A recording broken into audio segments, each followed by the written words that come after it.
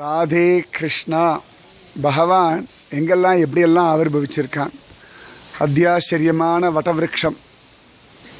பகவான் பிரளய காலத்தில் படுத்துக்க போகிற வடவிருட்சம். ஆச்சரியமான ராமச்சந்திரமூர்த்தி உற்சவமூர்த்தி இருக்கும்படியான ரகுநாத் ஜியோட கத்தி. எங்கள் சங்கராச்சாரியாருடைய மூர்த்தி ஆச்சரியமாக ஜோராக இருக்குது. இந்த கண்டம் என்னும் கடிநகர் பார்க்க ஜோராக இருக்குது. நல்லா காற்று வீசுறது.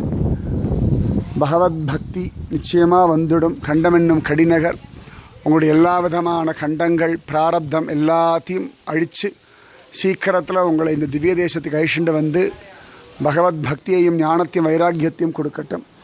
பெரியாழ்வார் அந்த காலத்தில் எப்படி வந்து சேவிச்சார் அப்படின்னு நினச்சா தான் மலப்பாக இருக்குது. இது கீழேந்து ஏறி வரும்பொழுதே படியை பார்த்தாலே மலப்பாக இருக்குது. பெரியாழ்வார் அந்த காலத்தில் அங்கேருந்து எப்படி இவ்வளவு தூரம் வந்து புருடோத்தமன் இருக்கை அப்படின்னா சொல்லி அனுபவிக்கிறார். இந்த பகவானுடைய திருவடி தொட்ட ஜலம் கங்கை அவ்வளோ விசேஷம், பாவமெல்லாம் போக்கும் அப்படின்றார் ஸ்ரீ பெரியாழ்வார்.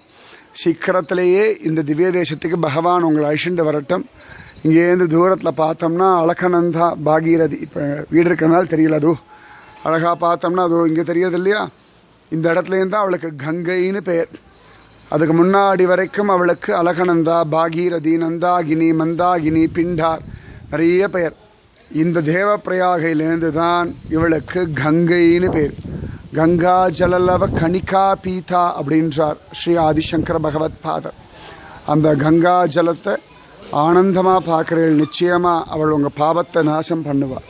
ராதே கிருஷ்ணா.